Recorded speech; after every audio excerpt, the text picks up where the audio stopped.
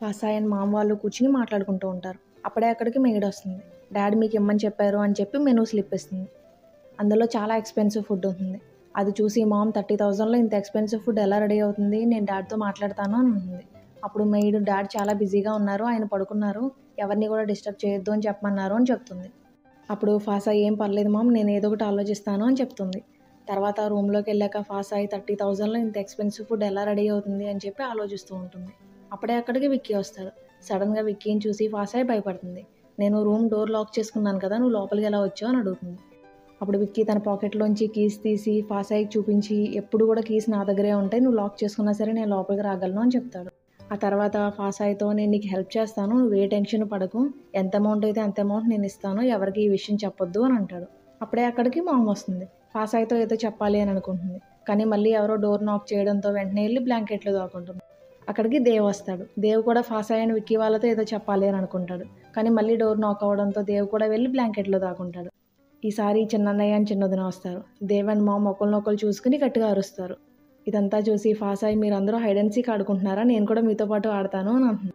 మేమేం hide and seek ఆడడానికి రాలేదు, నీతో ఒక ఇంపార్టెంట్ విషయం మాట్లాడడానికి వచ్చామని చెప్పి వాళ్ళందరూ కూడా ఫాసాయ్కి మనీ ఆఫర్ చేస్తారు. నువ్వు ఈ మనీ తీసుకుని ఈవెంట్ అరేంజ్ చేయి, మేము డాడీతో అస్సలు చెప్పం, నీకే ఫుల్గా సపోర్ట్ చేస్తాం అని అంటారు. కానీ ఫాసాయ్ ఒప్పుకోదు. నేను చీట్ చేసి ఈ ఛాలెంజ్లో గెలవాలి అని అనుకోవట్లేదు, ఏదేమైనా సరే నేను హానెస్ట్గానే విన్ అవుతాను అని చెప్తాను. యాక్చువల్లీ చిన్నదిన్ని డాడీ డబ్బులు ఇచ్చి ఫాసాయ్ దగ్గరికి పంపించుంటాడు. ఫాసాయ్ ఆ డబ్బులు తీసుకుని ఈవెంట్ అరేంజ్ చేయడానికి ట్రై చేస్తే వెంటనే తను చీటింగ్ చేస్తుంది అని చెప్పి పట్టుకుని తన ఇంట్లోంచి బయటకు గెంటేద్దామని ప్లాన్ చేస్తుంటాడు. కానీ ఫాసాయ్ ఆ డబ్బులు యాక్సెప్ట్ చేయకపోవడంతో ఏం చేయాలో డాడీకి అసలు అర్థం కాదు. పెద్దన్నయ్య డాడీతో అయినా మీరు ఇదంతా ఎందుకు చేస్తున్నారు, ఇప్పుడు ఈవెంట్ అరేంజ్ చేయమని ఫాసాయ్కి అప్ చెప్పారు, అది కూడా 30,000లో అరేంజ్ చేయమని చెప్పి. చాలామంది జర్నలిస్టులు వస్తారు కదా, దీనివల్ల మన పేరు అండ్ కంపెనీ రెప్యుటేషన్ కూడా పాడైపోతుంది కదా అని అంటాడు. అప్పుడు డాడ్ నేను బ్యాకప్ ప్లాన్ కూడా రెడీ చేసే ఉంచాను, మనం కూడా ఈవెంట్ అరేంజ్ చేద్దాం, కానీ ఫాసాయ్ వాళ్ళకి మాత్రం ఈ విషయం తెలియకుండా జాగ్రత్త పడదాం. ఫాసాయ్ ఫెయిల్ అవ్వగానే వెంటనే మనం మన ప్లాన్ని ఎగ్జిక్యూట్ చేద్దాం, అందరినీ కూడా మన ఈవెంట్కే తీసుకెళ్దాం అని అంటారు. పెద్దదిన ఆ మెనూ చూసి క్యావియర్ ఒక్కటి చాలు, అదే చాలా ఎక్స్పెన్సివ్ ఉంటుంది, 30,000 పైన దానికే ఖర్చు అయిపోతాయి, ఇంకా ఈవెంట్ అరేంజ్ చేయాలి, మిగిలిన మెనూలో ఉన్న లిస్ట్ అంతా రెడీ చేయాలంటే ఫాసాయ్ వాళ్ళు అస్సలు కాదు, ఖచ్చితంగా ఫాసాయ్ ఓడిపోతుంది అని చెప్తుంది. ఫాసాయ్ ఏం చేయాలా అని చెప్పి చాలాసేపు ఆలోచిస్తూ ఉంటుంది, కానీ ఫాసాయ్కి ఏం అర్థం కాదు ఏం చేయాలా అని. కాసేపు రిలాక్స్ అవుదాం అని చెప్పి దియాకి కాల్ చేస్తుంది. వాళ్ళ పేరెంట్స్ ఎలా ఉన్నారు ఏంటి అని అడుగుతూ ఉంటుంది. దియా ఫాసాయ్ వాయిస్ విని నువ్వు బాగానే ఉన్నావు కదా, నీ వాయిస్ చాలా సాడ్గా అనిపిస్తుంది అని అంటుంది. అప్పుడు ఫాసాయ్ ఏం లేదు, నేను బాగానే ఉన్నాను, నేను చాలా హ్యాపీగా ఉన్నాను అని చెప్తుంది. తర్వాత ఫాసాయ్ దియాని నువ్వు కూడా ఎందుకంత సాడ్గా మాట్లాడుతున్నావు అని అంటుంది. అప్పుడు దియా సియా వాళ్ళని ఎంత ఇబ్బంది పెడుతున్నాడో అదంతా కూడా చెప్తుంది. దాంతో ఫాసాయ్కి చాలా కోపం వస్తుంది. నేను అక్కడ ఉండాల్సింది ఆ సియా కాలు 2 విరగొట్టేసేదాన్ని అని అంటుంది. తర్వాత దియాతో నాకు కొంచెం పని ఉంది, నేను మళ్ళీ తర్వాత ఫోన్ చేస్తాను అని చెప్పి ఫాసాయ్ కాల్ కట్ చేస్తుంది. అప్పుడే అక్కడికి విక్కీ వస్తాడు. ఫాసాయ్తో నీకు ఏ హెల్ప్ కావాలన్నా నేను చేయడానికి రెడీగా ఉన్నాను, నువ్వు మనీ వద్దంటున్నావు కదా, వేరే ఏదైనా హెల్ప్ కావాలంటే చెప్పు, నేను చేస్తాను అని అంటాడు. ఫాసాయ్ ఏం అవసరం లేదు అని అంటుంది. అప్పుడు విక్కీ నువ్వు నా వైఫ్ కదా, నేను నీకు హెల్ప్ చేయకపోతే ఇంకెవరు చేస్తారో అని అంటాడు. అప్పుడు ఫాసాయ్ రియల్ వైఫ్ కాదు కదా అని అంటుంది. అప్పుడు విక్కీ నువ్వు కావాలంటే రియల్ వైఫ్గా కూడా అవ్వచ్చు అని చెప్పి టీజ్ చేస్తూ మాట్లాడుతూ ఉంటాడు. దాంతో ఫాసాయ్ కోపం వచ్చి విక్కీని కొట్టడానికి వెళ్తుంది. అప్పుడు విక్కీ అక్కడి నుంచి పారిపోతూ ఉంటాడు. వాళ్ళిద్దరూ అలా సరదాగా ఉండడం డాడ్ కూడా చూస్తాడు. అప్పుడు డాడ్ ఎంత సరదాగా ఉండాలో ఉండండి, ఈ ఫాఫాకి ఈరోజే లాస్ట్ డే అని చెప్పి మనసులో అనుకుంటాడు. పెద్దన్నయ్య డాడ్ దగ్గరకు వచ్చి ప్రమోషన్ షూట్ కోసం ఇంకా అమౌంట్ కావాలి అని అడుగుతాడు.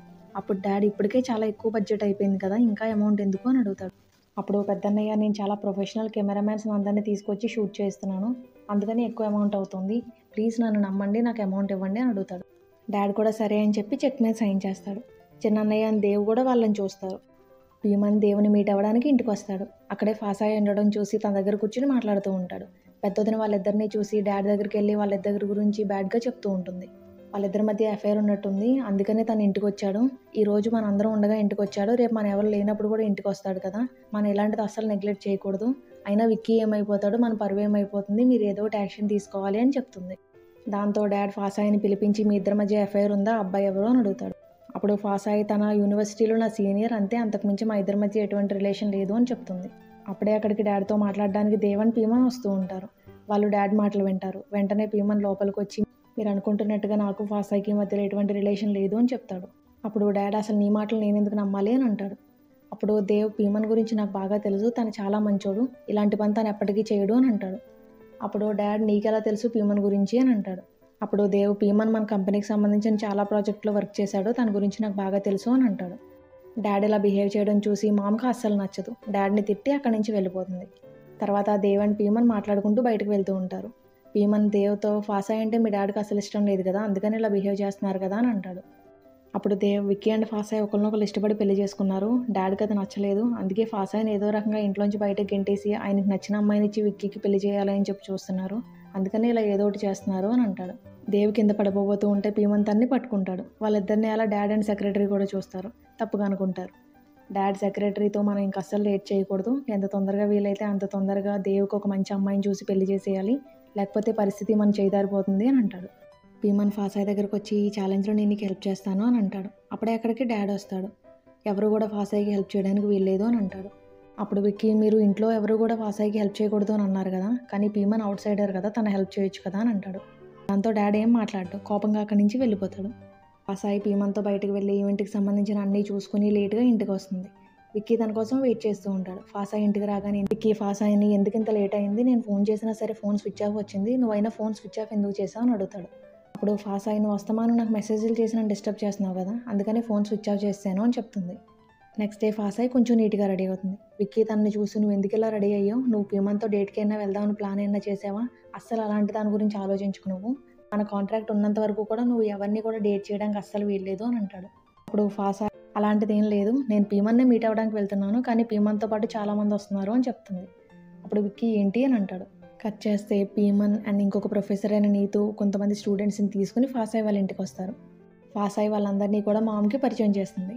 మెయిడ్స్ ఇదంతా చూసి డాడ్తో చెప్తారు. వెంటనే డాడ్ అక్కడికి వస్తూ ఉండగా ఫాసాయ్ మధ్యలో అడ్డుపడి ఎక్కడికి వెళ్తున్నారు అని అడుగుతుంది. అప్పుడు డాడ్ నాకు తెలియకుండా ఇంట్లోకి ఎవరో వచ్చారు అని తెలిసింది, వాళ్ళు ఒకవేళ దొంగలైతే ఇంట్లో ఉన్న సామాను అన్నీ పట్టుకెళ్ళిపోతే ఎవరి రెస్పాన్సిబిలిటీ అని అంటాడు. అప్పుడు ఫాసాయ్ మీరు ఎటువంటి టెన్షన్ పెట్టుకోకండి, అన్నీ నేను దగ్గరుండి జాగ్రత్తగా చూసుకుంటాను అని చెప్తుంది. ఈవినింగ్ ఈవెంట్కి నీతు ఫాసాయ్ని నీట్గా రెడీ చేస్తుంది. ఫాసాయ్ని చూసి విక్కీ అలా చూస్తూనే ఉండిపోతాడు. ఇంట్లో వాళ్ళందరూ కూడా అక్కడ అరేంజ్మెంట్స్ చూసి చాలా షాక్ అవుతారు. డాడ్ మామ్తో 30,000లో ఇదంతా అరేంజ్ చేయడం అంటే అది ఇంపాసిబుల్, ఖచ్చితంగా ఫాసాయ్ చీటింగ్ చేస్తుంది అని అంటాడు. అప్పుడే మనకు ఒక చిన్న బ్యాక్ స్టోరీ చూపిస్తారు. యాక్చువల్లీ పీమన్ తీసుకొచ్చిన స్టూడెంట్స్ అందరూ కూడా వెల్ స్కిల్డ్ స్టూడెంట్స్. వాళ్ళందరూ కూడా event organisation and cooking, dance, singing, ఆర్ట్స్కి సంబంధించిన స్టూడెంట్స్ వాళ్ళందరూ కూడా. ఇటు ఫాసాయ్కి హెల్ప్ అవుతుంది, అటు స్టూడెంట్స్ అందరికీ కూడా ప్రాజెక్ట్ చేసినట్టు అవుతుంది కదా అని చెప్పి పీమన్ ఆ స్టూడెంట్స్ అందరినీ అక్కడ తీసుకొచ్చి ఉంటాడు. డాడ్ అక్కడ క్యావియర్ ఉండడం చూసి నేను ఆల్రెడీ బయట కనుక్కున్నాను, క్యావియర్ ఒకటి 30,000 అంట కదా కాస్ట్, నువ్వు ఇక్కడ క్యావియర్ కూడా అరేంజ్ చేసావంటే ఖచ్చితంగా నువ్వు చీట్ చేసావు, అందుకని నువ్వు ఇదంతా అరేంజ్ చేయగలిగావు, ఇంకా గేమ్ ఓవర్ అయిపోయింది, నువ్వు బట్టలు సర్దుకుని ఇంటికి వెళ్ళిపో అని అంటాడు. క్యావియర్ మీన్స్ అదొక రకమైన ఫిష్ ఎగ్స్ అంట. అన్ని ఫిష్ ఎగ్స్ని క్యావియర్ అని అంటారంట. ఒక స్పెషలైజ్డ్ ఫిష్ ఉంటుందంట, ఆ ఫిష్ ఎగ్స్ని మాత్రమే క్యావియర్ అని అంటారంట. Okay, back to the video. అప్పుడు ఫాసాయ్ బయట మార్కెట్లో 30,000 ఉండొచ్చు, కానీ మేము డైరెక్ట్గా ఫిషర్ మ్యాన్ దగ్గరికి వెళ్ళి ఆ ఫిష్ దగ్గర నుంచి ఆ ఎగ్స్ కలెక్ట్ చేసుకున్నాం, అందుకనే మాకు 1000 రూపీస్కే వచ్చేసాయని చెప్తుంది. ఇంట్లో వాళ్ళందరూ కూడా ఫాసాయ్ ఛాలెంజ్లో విన్ అయింది కదా, తన కోడలుగా యాక్సెప్ట్ చేయండి అని అంటూ ఉంటారు. డాడ్ మాత్రం ఏం మాట్లాడు, ముందు ప్రెస్ వాళ్ళందరినీ కూడా లోపలికి పిలవండి, ఈవెంట్ స్టార్ట్ చేయండి అని అంటాడు. తర్వాత ప్రెస్ వాళ్ళందరూ కూడా లోపలికి వచ్చి లోపల అరేంజ్మెంట్స్ చూసి చాలా హ్యాపీగా ఫీల్ అవుతారు. మామ్ అండ్ డాడ్ని పొగుడుతూ ఉంటారు. అప్పుడు మామ్ ఇదంతా కూడా మా చిన్న కోడలే చేసింది, తన పేరు ఫాసాయ్ అని చెప్పి ఫాసాయ్ని ఆ ప్రెస్ వాళ్ళందరికీ కూడా పరిచయం చేస్తుంది. తర్వాత ఫ్యామిలీ మెంబర్స్ అందరూ కలిసి గ్రూప్ ఫోటో కూడా దిగుతారు. విక్కీ ఈవెంట్ మొత్తం స్మూత్గా జరిగినందుకు చాలా హ్యాపీగా ఫీల్ అవుతాడు. ఫాసాయ్తో నేను వైఫ్గా సెలెక్ట్ చేసుకుని నేను చాలా మంచి పని చేశాను అని అంటాడు.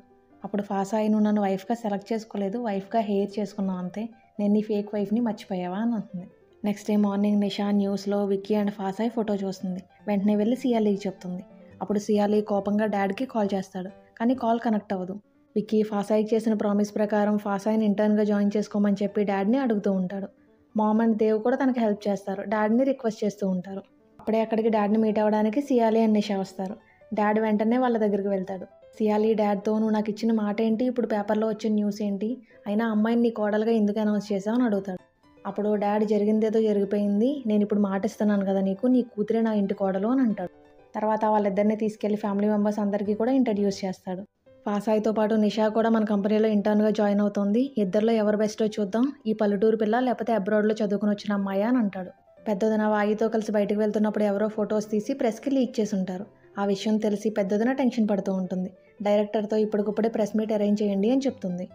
డాడ్ పెద్దన్నయ్యని పిలిచి ఫాసాయ్ అండ్ నిషా ఇద్దరిని నీ దగ్గర ఇంటర్న్స్గా జాయిన్ చేసుకో అని చెప్తాడు.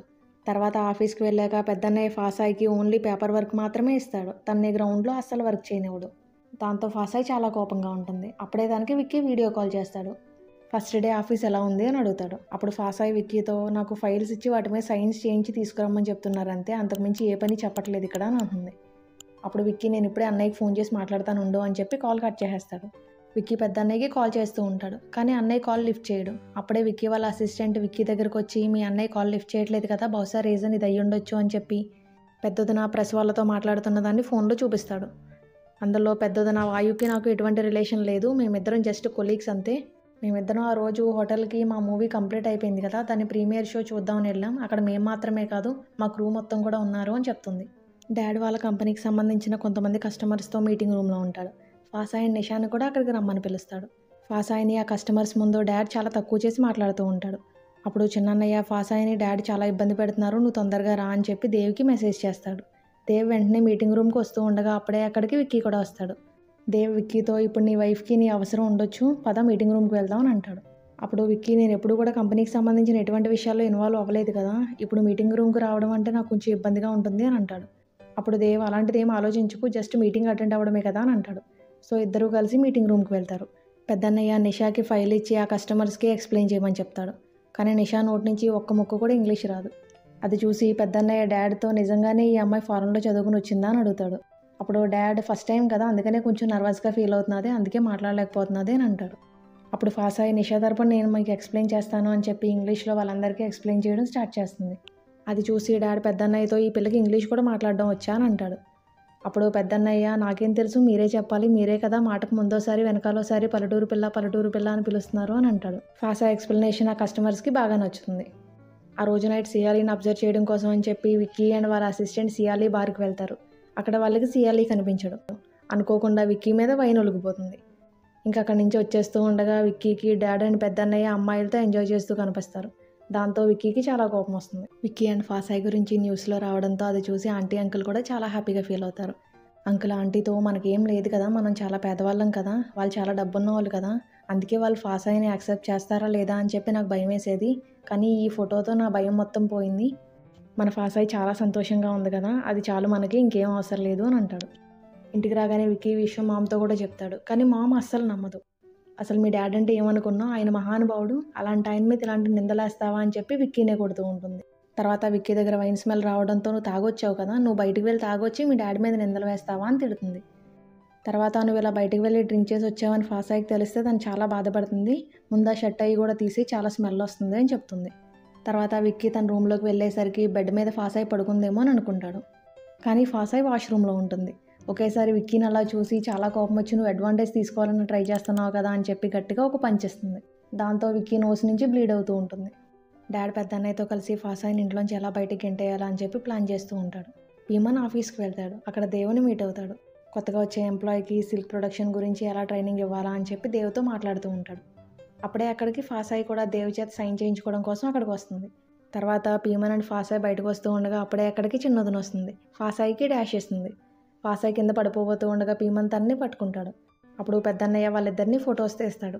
యాక్చువల్లీ ఇదంతా కూడా డాడ్ ప్లాన్. ఫాసాయికి భీమన్కి మధ్యలో ఎఫ్ఐఆర్ ఉంది అని చెప్పి అందరినీ నమ్మించడం కోసం ఇలా ప్లాన్ చేసి ఉంటాడు. డాడ్కి అంకుల్ గురించి తెలియక ఫాసాయిని ఇలా ఇబ్బంది పెడుతున్నాడు. నెక్స్ట్ ఎపిసోడ్ అంకుల్ ఎంట్రీ ఉంటుంది, మామూలుగా ఉండదు, అందరు రెడీగా ఉండండి.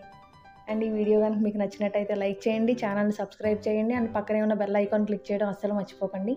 మీకు ఈ వీడియో ఎలా అనిపించిందో కింద కామెంట్ కూడా చేయండి. And take care, keep smiling, bye.